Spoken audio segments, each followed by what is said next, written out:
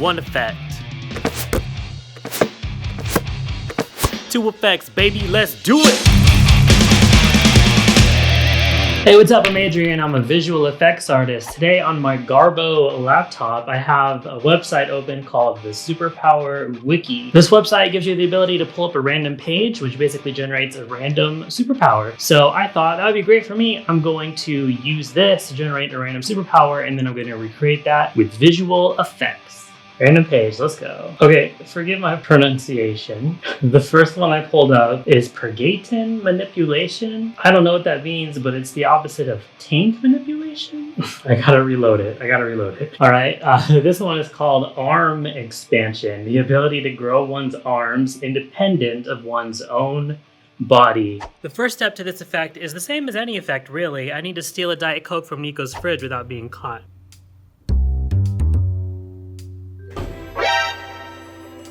So I shot 3 plates, okay? The first is me pretending to grab the can from far away. The second is the same, but I'm actually holding the can this time. And then the third is me actually grabbing the can off of the desk so that I can get that action of my fingers wrapping around the can. I need those first 2 plates to match up better because right now there's a little bit of a jump. I think I can do this in Premiere using an effect called the warp cut.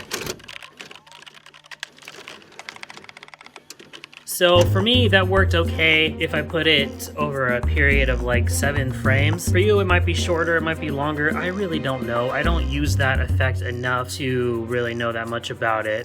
So it worked okay, but there are some problematic areas. First of all, in this hand, it looks a little bit glitchy, but this thing is not anywhere close to the focus of the shot, which is gonna be on the complete other side of the frame. So I'm electing to ignore it and not worry about it. If this happens to you and it's really bothering you, you can frame it out, you can fix it. But for me, I'm just banking on the fact that nobody's gonna notice. On the second hand, it looks a lot worse, but that's the part that I'm gonna cover up with the effect anyway, so who cares? It's fine. Let's get this thing exported and then imported into After Effects. All right, so I need to grab a freeze frame of the arm either before or after the arm stretch happens. The part where I don't pick, there's gonna be a little bit of a jump. So I'm gonna pick the part after the stretch happens because at that point, that's when people will expect there to be a jump. So I'm not gonna give them one. I'm just gonna mask around the arm. I'm gonna kind of follow the folds and design that's on the shirt to help make the transition here a little bit less visible. And now you might think that the puppet pin tool is kind of the lamest, the cheesiest, hackiest way that I could possibly do this. But to that, I would say, no, it's not. You tell. The trick to making this look as good as possible is to not just use 2 puppet pins. So like, look, if I put one here at one end and here at the other end and I stretch it out, like the can is super stretched, the like shoulder is super stretched. This is just, it looks pretty good, but it'll look better if I use more than 2 pins, right? So I'm gonna put just a whole bunch over here along this edge because I don't want this edge to move. And then I'm gonna put some here in the elbow. I'm gonna put 3 that I can move together at all times to try and maintain the width of that elbow.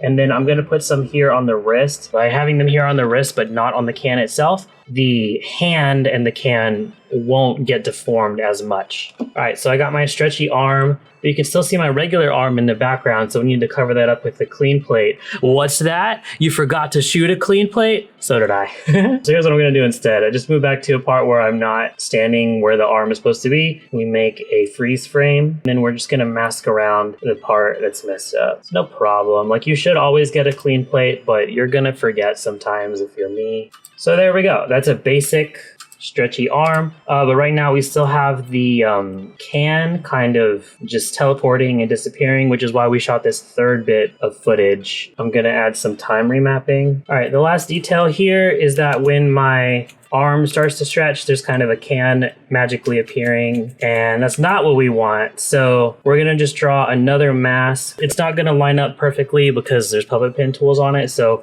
you just draw it approximately where you want it and then move it until it actually is in the right spot. We need a hand there, so let's move to 1 frame before the stretch happens. We're gonna duplicate that base footage 1 more time. We're going to freeze frame it, and we're gonna mask around the hand. Just make sure that it stays attached to the end of the arm. The last and most crucial step to this effect is to look in the description and find a link to my Patreon and go sign up. And that's it. The effect is perfect after you do that. Let's take a look at how it came out.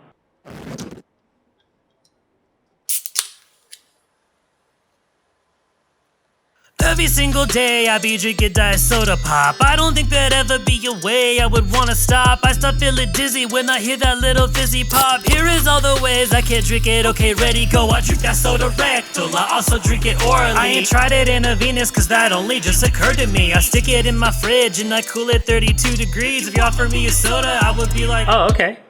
Yeah, thank you. Cool, that was fun. Was it fun? I don't know. This is pre-recorded. Let's do one more, okay? This was interesting. It's called Maneuver Dash. It's similar to Super Speed, but not quite. The example they're using is Quicksilver from the X-Men movies, but this actually kind of reminds me more of Yo-Yo from Agents of S.H.I.E.L.D. She could zoom forward with super speed for as long as it takes for her heart to beat once, and then she would snap back to her original position. I don't know if I'm gonna do exactly that, but I can go ahead and try and do a super speed effect. It sounds cool. All right, this one, I don't know how to describe it. It seems like a simple effect, but I have trouble wrapping my head around exactly how it's gonna work. Chris helped me shoot it and he helped me figure it out. And when I say he helped me figure it out, I mean, maybe. So we just need to play this game and get into the rhythm of it. Right? Because you don't want to, you still want to be there as you throw. You throw it to me and I'll catch it and then throw it back I was thinking throwing it to yourself. I'm throwing it to myself. I'm running fast. I have super speed. Oh, okay. It's a super speed effect. Then my way should work. I don't remember what your way is. Can you walk me through it? It depends on whether or not I have it figured out. We're gonna try it right now and we're gonna see if it's any good. So here's the footage we have.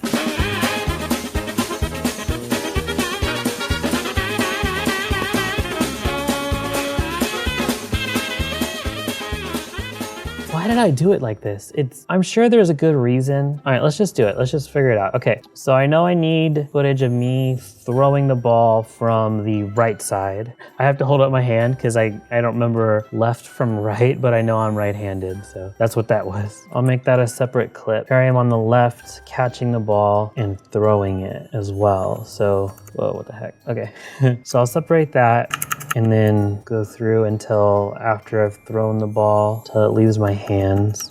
So the other one where I had the right side catching, or the right side throwing it, that's gonna be useless because I'm not catching it in that clip. So I have to catch it, which I am here. So here I'm on the right side, catching it. I'm so uncoordinated even in this footage. I'm so unfamiliar with the gym, I call it James. And then I need clips of me running. There had to have been a better way I could plan this because I have Chris and I running back and forth and crossing over each other, which means that I have to rotoscope this.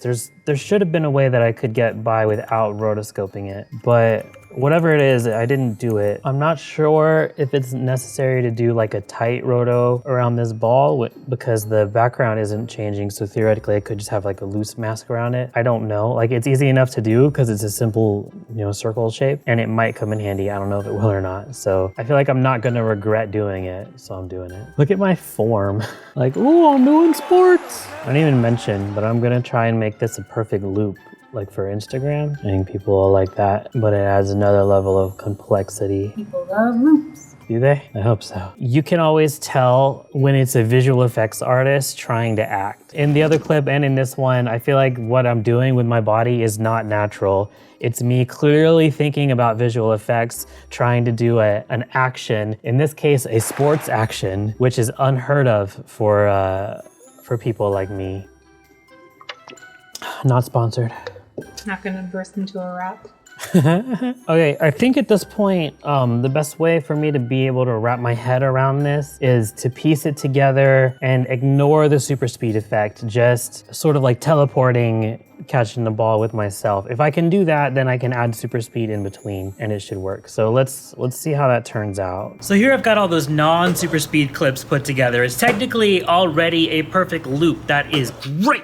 You can see the ball doubling up, and that's because I keyframed its position to make it land in the exact point where I need to catch it. So when I said before that I thought that roto might come in handy, this is where it comes in handy. Now I just need to clean it up using my clean plate. Oh wait! I didn't shoot one again, but that's okay because I can just use stills from the footage to make one like I did before. It's pretty easy, it's no problem. So here's what that looks like all cleaned up. One thing I noticed was Chris popping up in the reflection on the TV, but luckily I'm not blocking it, so I was able to cover it up easy. I wouldn't be able to plan for something like that. I was just lucky in this case. Now I need to rotoscope out all the super fast running clips using the roto brush. Look at my leg, that's literally how I run. It's not very important that the roto is perfect right now because the background that I'm compositing it back into is the same as the one that I shot it on. So if there's little bits of the background poking through, it's okay, who cares, because it's the same. Now I just need to time remap these clips to make them fast and use force motion blur to make them blurry. I shot this at 60 frames a second so that the force motion blur effect has a lot of frames to work with. And now I know you guys are friends of Film Learning, so let's head over to his channel and let's grab that lightning pack of his and let's see what this looks like with some lightning. And if you don't know who I'm talking about, just go to the channel and subscribe. Tell him Adrian sent you. Specify Adrian Jensen just in case he knows two Adrians.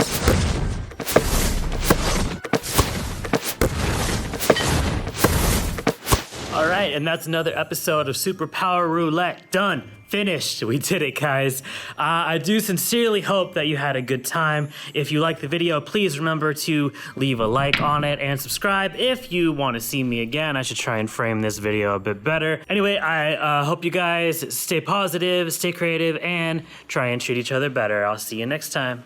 Hello, I'm Adrian Jensen, a Superman with super strength, teleporting or flying to the sky. Now you don't afraid of any bad guys. X-ray vision from my eyes. Just 1 sec and I'll travel through time. I'll show you these whole magic things. Just come along and follow